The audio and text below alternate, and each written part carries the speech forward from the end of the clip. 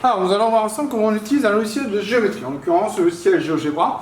Donc d'abord, quand on ouvre le logiciel, on peut avoir des axes, une grille qui apparaissent. Si on n'en a pas besoin, on peut les enlever. Pour ça, il faut cliquer sur le bouton droit de la souris quand on est dessus. Voilà, ici je peux enlever les axes. Si je veux mettre une grille, je peux mettre une grille aussi. Donc avec ce bouton droit, on peut enlever les axes et la grille si on n'en a pas besoin. Imaginons qu'on construit un triangle dont on connaît les longueurs des trois côtés. Par exemple 3, 4 et 5 cm. Pour cela, je peux construire un segment. Donc ici en haut, on a différents menus. Il y a une petite flèche qui permet d'accéder aux différents boutons. Donc là, on reconnaît droite, segment, segment de même longueur, demi-droite. Si je veux construire un segment, j'ai donc deux options. Si je connais la longueur, donc je voulais construire un triangle avec 3, 4 et 5 cm, ben je vais donc me mettre sur segment de longueur donnée, parce que je connais la longueur. Ensuite, je clique quelque part, par exemple ici. Je vais indiquer la longueur. Je peux commencer par le plus grand comme sur papier, donc en mettant 5. Donc j'ai un segment. Les noms des sommets ne se sont pas affichés par défaut. Parfois ils peuvent s'afficher, ça dépend des situations. Donc si je veux afficher, je clique ici. Si je veux renommer, voilà, là j'ai A, donc ça me convient. Si je veux le point B, voilà, je peux mettre n'importe quel nom, c'est le cas.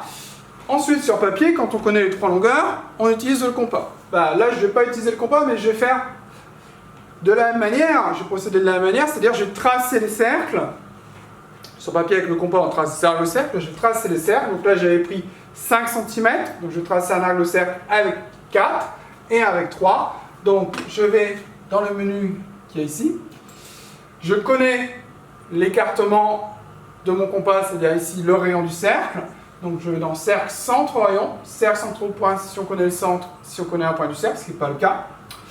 Je n'utilise pas l'outil compas qui permet vraiment de reporter une longueur quand on l'a déjà, ce qui n'est pas le cas non plus. Donc centre, rayon. Je me mets sur le point A. Si la longueur AC pour mon triangle ABC est de 4 cm, je mets 4. Si c'est la longueur de 3 cm que j'ai à partir de A, je mets 3. Donc 4. Je recommence avec l'autre sommet. Donc là, j'ai mis 4. Maintenant, je vais mettre 3. Ensuite, il me faut un point d'intersection. On voit qu'il y a deux possibilités. Donc, dans le menu qui se trouve ici, j'ai point d'intersection. Donc, je clique sur un cercle. Je clique sur l'autre. Et automatiquement, il nous met les deux possibilités. On en choisit une sur les deux qu'on va PC. Par exemple, celle-ci. Avec le bouton droit, je renomme. Là, par défaut, il y a une D, donc je change. Je mets la lettre C. Ensuite, je trace le segment. Donc cette fois-ci, je connais les extrémités du segment, donc je prends l'autre bouton segment. Donc je vais sur A, puis sur C, puis sur B. Je clique à chaque fois sur les sommets. Les traits de construction, là, j'en ai peut-être pas besoin. Donc je vais dessus, et avec le bouton droit de la souris, je n'affiche pas l'objet. Donc attention, si on efface, il va effacer tout ce qui est lié à cet objet, donc il va effacer aussi les points d'intersection et les côtés. Donc je n'affiche pas l'objet en cliquant ici. Je n'affiche pas ce point-là dont je ne me suis pas servi. Je n'affiche pas l'autre cercle non plus. Voilà. Et je peux déplacer le triangle. On voit qu'il garde toujours la même forme. Et si je veux afficher une longueur, on voit que j'ai bien 4, 5 et 3, ce que j'avais souhaité au départ. Imaginons on veut construire un triangle isocèle ou un triangle équilatéral. On va procéder de la même manière. Bien sûr, on va prendre 2 fois la même longueur quand on va tracer les cercles. On va prendre 2 fois le même rayon ou 3 fois pour le triangle équilatéral. Si on veut maintenant tracer un triangle rectangle, donc je trace un segment. Allez, je vais prendre un segment de 6 cm. Je me mets ici. Je trace un segment de 6 cm. J'appuie sur Entrée. Je vais l'appeler par exemple IH. Donc je renomme.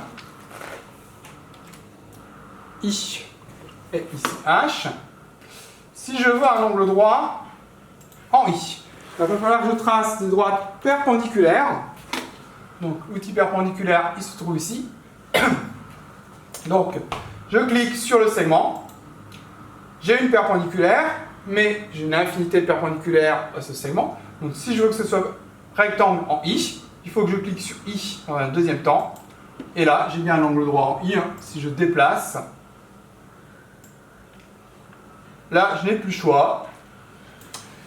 Si j'ai toujours un angle droit, il reste fixe, il n'y a pas de problème. Imaginons, je veux que cette longueur-là, ça va avoir la longueur de l'hypoténuse, soit de 7 cm. Enfin, je vais recommencer comme tout à l'heure. Je vais prendre cercle, centre rayon et tracer un cercle ici. Imaginons ici, je vais avoir 2 cm. Bah pareil, je trace cercle, centre rayon avec 2 cm. Alors, il faut que je choisisse l'un ou l'autre ici. Allez, je vais prendre les 7 cm. Ça ne pourra pas avoir les deux en même temps. Je me mets ici. Je prends donc 7. Je vais faire le point d'intersection, tracer le point d'intersection. Donc je clique sur le cercle, je clique sur la droite. Bien sûr, j'ai deux possibilités qui s'affichent, ici et ici. Je peux directement enlever les traits de construction qui ne sont plus utiles. Je peux enlever là les deux points, par exemple celui-ci. Je peux créer les côtés manquants.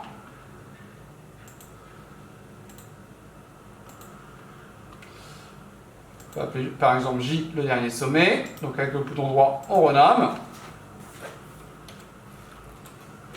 Voilà, si je fais afficher les longueurs.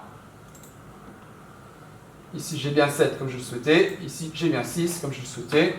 Là, je ne sais pas quelle est la longueur, mais ce n'était pas l'une des conditions que j'avais demandé.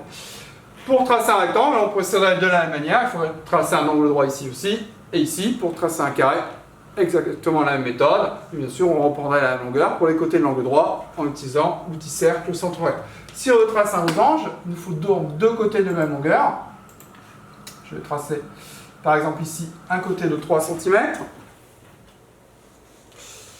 Alors, je vais prendre 3,5. Ça permet de voir que pour mettre une longueur qui n'est pas un nombre entier, il faut utiliser le point sur le logiciel. Donc, j'ai tracé un segment de 3,5. Sur papier, on trace un autre segment de 3,5. Donc, je recommence. Je me remets ici. Je trace 3,5. Qu'est-ce qu'il m'a fait? En fait, il m'a tracé les deux segments exactement au même endroit. Ce que j'aurais pu faire, c'est mettre le deuxième segment à la suite. Ça aurait évité ce problème-là. Si j'ai ce problème, bah, je déplace le sommet qui se trouve ici et j'ai bien mes deux segments et je choisis l'écartement que je veux. Ensuite, on avait dit que pour tracer un losange, c'était comme si on traçait un triangle isocèle. Donc, je vais utiliser l'outil centre rayon. Je pourrais utiliser l'outil centre point parce que j'ai un point ici qui conviendrait. J'avais plus 3,5, donc je remets 3,5. 3,5 ici aussi. Je trace le point d'intersection des deux cercles en cliquant sur chacun des cercles l'un après l'autre. J'enlève les traits de construction. Je rajoute les segments. Je connais la longueur, mais ici je connais aussi les extrémités, donc je peux utiliser ce bouton-là. Voilà, et j'ai bien tracé un losange. Si je déplace ce sommet, on voit qu'on a bien un losange avec à chaque fois 3,5 cm de côté. Voilà l'une des choses que l'on peut faire avec ce logiciel, construire des triangles ou des quadrilatères particuliers.